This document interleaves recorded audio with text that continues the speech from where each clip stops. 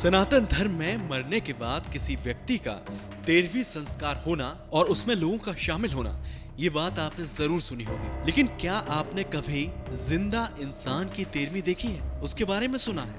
अगर नहीं सुना तो आंख और कान खोलकर इस वीडियो को सुनिए और देखिए भी।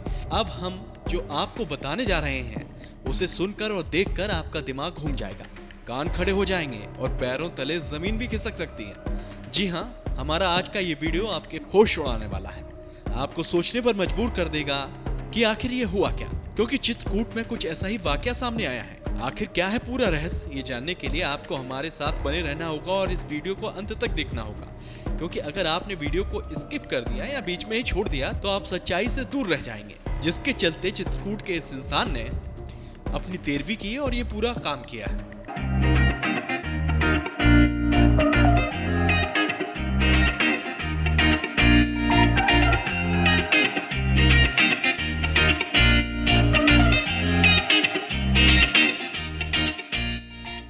दोस्तों, चित्रकूट का ये छीवो गांव है जहां आज लोग भोज कर रहे हैं, वो भी किसी की खुशी का नहीं, मातम का।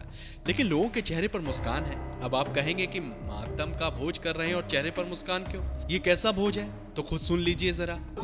जो चाह लेते हैं वो करते हैं और ब्राह्मणों का बड़ा सम्मान करते हैं। उन्होंने सोचा कि हम अपना जीते जी अपने आगे अपना 13वीं का कार्यक्रम कर डालें, तो इसलिए यहाँ हम 13वीं में निमंत्रण में आए थे। और हमें लगता है कि ऐसी 13वीं ठीक होती है। अब ये नहीं कि भूख तो बड़ी तेजी से लगी है, पंडित आदमी हैं हम, और वहाँ गए मुँह लटका करके मन मार करके खा रहे हैं। यहाँ हंसी खुशी से सब लोगों ने प्रसाद पाया है और ठाकुर साहब को आशीर्वाद हम नहीं समझ पाए कि कौन सा देना चाहिए इनको। अब दीर्घायु का तो नहीं दे सकते हैं, लेकिन भाई ये है कि स्वस्थ रहें, बस ये कहना चाहेंगे। तो सुना आपने क्या कहना है इस पंडित का।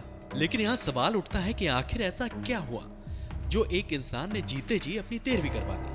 क्या उसे अपने मरने का आभास हो गया था, या फिर किसी साधु संत ने उसे ऐसा करने की सलाह दी, या फिर किसी ढोंगी पाखंडी के इशारों पर उसने ये कुछ कर दिया, या फिर भगवान ने साक्षात सपने में दर्शन देकर उसे उसकी मौत के बारे में बता दिया?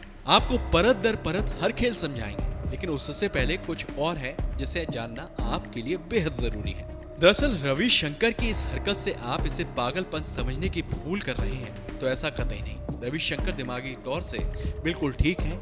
यहाँ सवाल उठता है कि अगर वो दिमागी तौर से ठीक है तो फिर जीते जी अपनी 13वीं क्यों कर रहे हैं? मतलब इसका मूड आ गया कि मैं गाँव आऊँ, तो गाँव चला है। गाँव चला आने के बाद जो है मतलब ये कहा कि भाई मुझे कीर्तन कराना है, कीर्तन कराया।